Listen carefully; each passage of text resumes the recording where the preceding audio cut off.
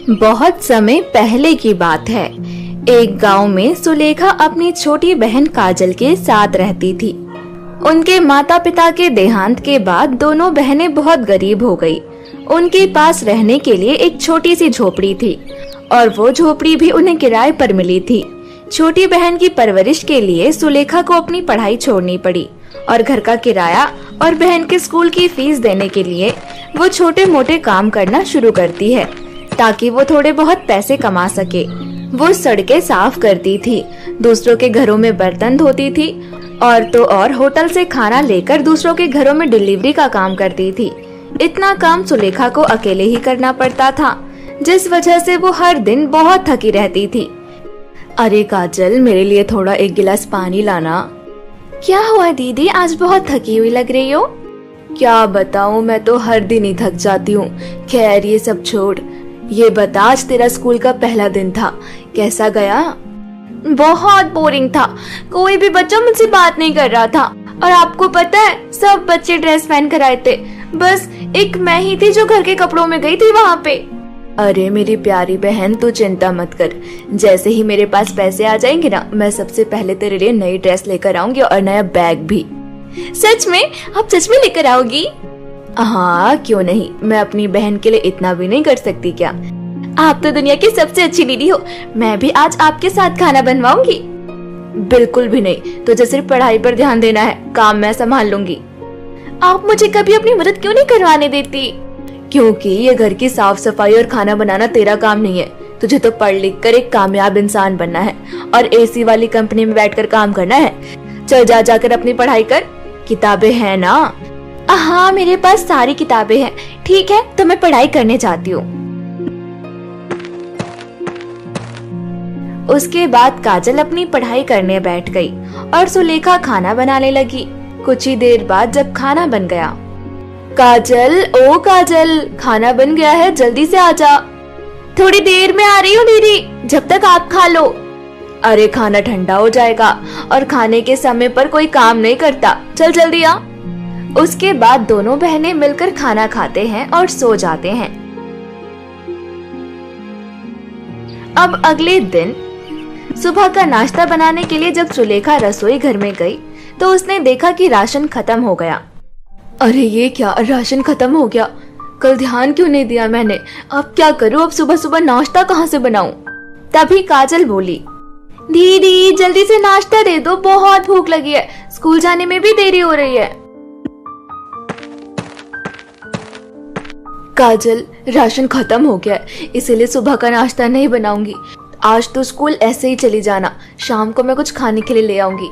अच्छा ठीक है दीदी, कोई बात नहीं, मैं जा रही हूँ। काजल अपने स्कूल के लिए निकल पड़ी।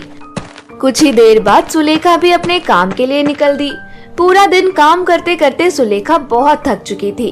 तभी वो जिस घर में साफ सफाई का काम करती थी वो मालकिन से बोली, मालकिन क्या आप मुझे कुछ पैसे दे सकते हैं? एडवांस? एडवांस क्यों चाहिए तुझे? अभी पिछले हफ्ते ही तो लिए थे तूने, अब फिर दोबारा चाहिए? मालकिन वो मेरे घर का राशन खत्म हो गया। तो मैंने क्या ठेका लिया है तेरे घर का राशन भरने का? नहीं मिलेंगे तुझे एडवांस, जा यहाँ से। ऐसा कहकर मालकिन सुलेखा को भगा देती है। इसके बाद सुलेखा वहाँ से चली गई। जिस होटल से वो खाना लेकर डिलीवरी करती थी वो वहाँ पहुँची। मालिक, क्या आप मुझे कुछ पैसे एडवांस दे सकते हैं? मुझे पैसों की बहुत जरूरत है। अरे मेरे पास अभी पैसे वैसे नहीं है, जब देखो एडवांस मांगती रहती है। मालिक भी उसे वहाँ से भगा देता है। हे भगवान, अब मैं क्या करूं? कहां से पैसे लेकर आऊं? मुझे तो कुछ समझ ही नहीं आ रहा। सुलेखा के पास ना पैसे थे ना ही खाना। थक हार कर वो शाम को घर वापस आई। बेचारी काजल सुबह से भूखी इस आस में बैठी थी कि उसकी बहन रात को खाना लेकर आएगी, लेकिन सुलेखा के खाली हाथ देखकर काजल समझ गई कि आज उन्हें भूखा सोना पड़ेगा। आप आ गई दीदी, हाथ मुंह धो लीजिए, मैं पानी लेकर आई। मुझे माफ कर दे छोटी, मैं खाने के लिए कुछ नहीं ला पाई। वो क्या है ना, मुझे कहीं से पैसे नहीं मिले। कोई बात नहीं दीदी, एक दिन भूखे सो जाएंगी तो क्या हो जाएगा? वैसे भी मैं बहुत सारा पानी पी चुकी हूँ, मेरा पेट भरा हुआ है। अपनी बहन को पानी देकर काजल सोने चली गई। बेचारी ने सुबह से कुछ खाया नहीं था और रात को भी उसे कुछ खाने को नहीं मिला, जिस वजह से उसे पानी पीकर सोना पड़ा। अब अगली सुबह भी उनके घर में कुछ नहीं था, जिस वजह से काजल को आज भी भूखे स्कूल जाना पड़ा और सुलेखा को भूखे अपने काम पर। लेकिन आज सुलेखा का बहुत दिन होने वाला था। सुलेखा, तुझे अब से काम पर आने की जरूरत नहीं है। क्यों मालकिन, क्या हुआ? मालकिन, क्या मुझसे कोई गलती हुई है? मुझे माफ कर दीजिए, मैं अपनी गलती सुधार दूंगी, आप मुझे काम से मत निकालिए। अरे मैं तुझे काम से नहीं निकाल रही, मेरे पति का ट्रांसफर हो गया है दिल्ली में। मैं अपने पूरे परिवार के साथ दिल्ली में रहूंगी, इसीलिए अब तुझे काम पर आने की जरूरत नहीं है, अब तू अपने घर जा सकती है। ऐसा कहकर मालकिन उसे जाने को कहती है। सुलेखा कुछ ना कह सकी और चुपचाप होटल की तरफ आ गई। मालकिन के घर से काम छूट गया, कोई बात नहीं, होटल का काम तो है ना, कर लूंगी, यही कर लूंगी, यहाँ से कुछ पैसे तो मिलेंगे। सुलेखा जैसे ही होटल पहुंची, होटल का मालिक बोला, अब से तुझे काम पर आने की जरूरत नहीं है। वो क्या है ना, मैंने होम डिलीवरी का काम बंद कर दिया है, क्योंकि आजकल ग्राहक होटल पर ही आकर खाने लगते हैं, होम डिलीवरी की जरूरत नहीं है। सुलेखा मालिक के सामने हाथ जोड़कर गिड़गिड़ाने लगी। नहीं नहीं मालिक, ऐसा मत कहिए, मैं आपके आगे हाथ जोड़ती हूँ, आप भी मुझे काम से निकाल देंगे तो मेरा घर कैसे चलेगा?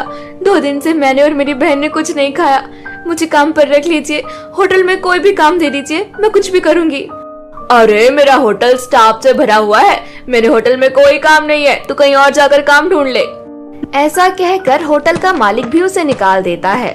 सुलेखा के पास अब कोई रास्ता ना था, वो इतनी पढ़ी लिखी भी नहीं थी जो किसी कंपनी में काम कर सके, और उसके पास अब उसका छोटा मोटा काम भी नहीं बचा। सुलेखा ने बहुत कोशिश की, लेकिन उसे कहीं काम नहीं मिला। भूखे प्यासे दिन भर सुलेखा काम की तलाश में भटकती रही, लेकिन उसका कोई फायदा नहीं हुआ। अंत में सुलेखा जब अपने घर आ रही थी तो कमजोरी के कारण वो चक्कर खाकर जंगल किनारे जमीन पर गिर गई। तभी वहाँ मौजूद एक जादूगरनी जो अपने लिए फल बीन रही थी, उसकी नजर सुलेखा पर गई। अरे ये लड़की कौन है? लगता है ये बेहोश हो गई है। जादूगरनी सुलेखा को अपने साथ अपनी कुटिया में ले आई और उसे अपनी जादुई शक्तियों से होश में लेकर आई। मैं कहाँ हूँ? मुझे क्या हुआ था? और मेरी बहन कहाँ है? आराम से बेटी, आराम से, तुम्हारे अंदर कमजोरी है। आप कौन है? मुझे यहाँ कौन लेकर आया? उसके बाद जादूगरनी सुलेखा को अपने बारे में बताती है। अच्छा, मेरी जान बचाने के लिए आपका बहुत बहुत शुक्रिया जादूगरनी। मुझे अपनी बहन के पास जाना होगा, ना जाने उसने कुछ खाया है या नहीं। अरे बेटी, लेकिन तुम्हारी इस हालत का कारण क्या है? मुझे बताओ, शायद मैं तुम्हारी मदद कर पाऊं। उसके बाद रोते हुए सुलेखा जादूगरनी को अपनी सारी कहानी बताती है।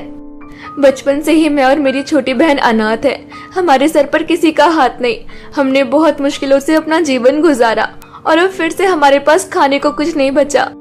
सुलेखा की कहानी सुनकर जादूगरनी को सुलेखा और उसकी बहन पर तरस आ गया और वो कुछ जादुई रंग बिरंगी चूड़ियां निकालकर सुलेखा को देती है और कहती है, सुलेखा बेटी, जादुई रंग बिरंगी चूड़ियां लो, ये मामूली नहीं है, इनमें बहुत शक्तियां हैं, ये तुम्हारे सारे दुख खत्म कर देगी।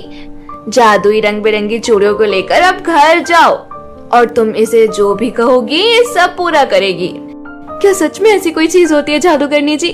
आपका बहुत बहुत धन्यवाद, आपने मेरी बहुत बड़ी मदद की है। उसके बाद सुलेखा जादुई रंग बिरंगी चूड़ियां लेकर घर आ गई और अपनी बहन को सारी बात बताने लगी। इसीलिए आज आपको आने में इतनी देरी हो गई।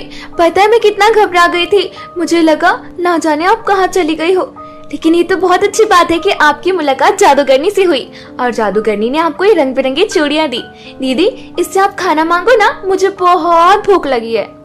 उसके बाद सुलेखा जादुई रंग बिरंगी चूड़ियों से बोली, ए जादुई रंग बिरंगी चूड़ियां, मुझे खाने के लिए कुछ खाना दे दो। सुलेखा के ऐसा कहते ही जादुई रंग बिरंगी चूड़ियां अपना कमाल दिखाती हैं और उनके सामने खाना प्रकट हो गया, जिसे देखकर दोनों बहनें बहुत खुश हो गई और मजे से अपना खाना खाने लगी। मैं इन जादुई रंग बिरंगी चूड़ियों की मदद से अपना खुद का चूड़ियों का बिजनेस शुरू करूंगी। हे जादुई चूड़ियां, मुझे बहुत सारी सुंदर सुंदर रंग बिरंगी चूड़ियां दो, जिसे मैं बाजार में बेच सकूं।